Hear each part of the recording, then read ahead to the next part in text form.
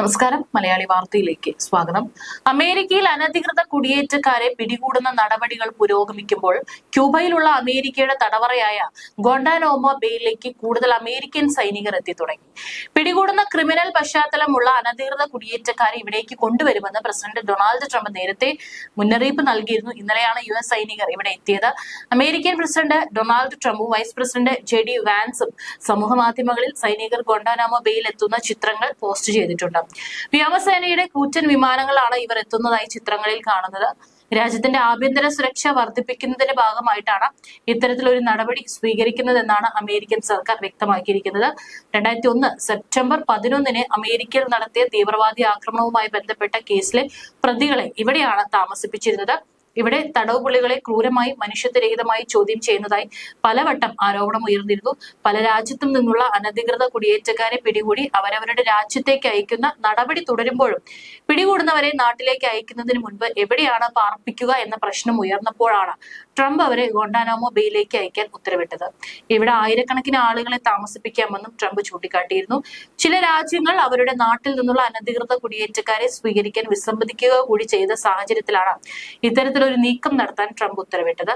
കഴിഞ്ഞ ആഴ്ച കൊളംബിയ ഇത്തരത്തിൽ അനധികൃത കുടിയേറ്റക്കാരെ സ്വീകരിക്കാൻ വിസമ്മതിച്ചിരുന്നു. ഇതിനെ തുടർന്ന് ട്രംപും കൊളംബിയൻ പ്രസിഡന്റ് ഗുസ്താവോ പെട്രോയും തമ്മിൽ പരസ്യ വാഗ്ദാനത്തിൽ ഏർപ്പെട്ടിരുന്നു. കൊളംബിയയുടെ മേൽ സാമ്പത്തികവും നയതന്ത്രപരവുമായ വിലക്ക് ഏർപ്പെടുത്തുമെന്ന് ട്രംപ് ഈ അവസരത്തിൽ ഭീഷണി മുഴക്കിയിരുന്നു. വേണ്ടി വന്നാൽ അനധികൃത കുടിയേറ്റക്കാരെ പട്ടികയിൽപ്പെട്ട കുട്ടികളെയും ഗോണ്ടാനാമോ ബേയിലേക്ക് അയക്കുന്ന കാര്യം പരിഗണനയിലാണെന്നും US ആഭ്യന്തര മന്ത്രാലയം സൂചിപ്പിച്ചിരുന്നു.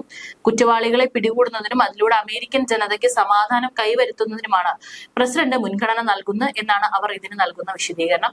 നിലവിൽ 2500ഓളം സൈനികരാണ് അനധികൃത കുടിയേറ്റക്കാരെ പിടികൂടുന്നതിനായി നിയോഗിച്ചിരിക്കുന്നത്. താമസിയാതെ ഇവരുടെ എണ്ണം 10,000-ആയി ഉയർത്താനാണ് ട്രംപിന്റെ നീക്കമെന്നും സൂചനയുണ്ട്. ലോകത്തെ ഏറ്റവും ക്രൂരമായ ശിക്ഷാവിധികൾ നടപ്പാക്കാൻ അമേരിക്ക ഉപയോഗിക്കുന്ന തടങ്കൽ പാളയമാണ് ഗോണ്ടാനാമോ ബേ. 1903 ഒരു ഉടമ്പടി പ്രകാരം ഹവാനയിൽ നിന്ന് പാട്ടത്തിലെടുത്ത തെക്ക് കിഴക്കൻ ക്യൂബയിൽ തീരപ്രദേശത്തുള്ള US നാവിക താവളത്തിൽ 2002 ജാനുവരിയിലാണ് ഗോണ്ടാനാമോ ബേ സൈനിക ജയിൽ തുറക്കുന്നത്.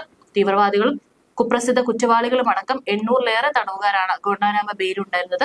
ഡെമോക്രാറ്റിക് പ്രസിഡന്റുമാരായ ബരാക് ഒബാമയും ജോ ബൈഡനും ഗോണ്ടാനാമോ അടച്ചുപൂട്ടാനുള്ള ശ്രമങ്ങൾ നടത്തിയെങ്കിലും ഈ നീക്കത്തെ കോൺഗ്രസ് എതിർക്കുകയായിരുന്നു. അതിനാൽ തന്നെ ഗോണ്ടാനാമോ ഇന്നും തുറന്നിരിക്കുന്നു. തീവ്രവാദവുമായി ബന്ധപ്പെട്ട കുറ്റകൃത്യങ്ങൾ ആരോപിച്ച് ഗോണ്ടാനാമോയിൽ 2002 മുതൽ ഏകദേശം 800 പേരെയാണ് തടവിലാക്കിയിരുന്നത്. ഇതിൽ നിരവധി തടവുകാരെ ജോ ബൈഡൻ ഭരണത്തിന്റെ അവസാനത്തിൽ തന്നെ തടങ്കലിൽ നിന്ന് മോചിതരാക്കുകയും ചെയ്തിരുന്നു.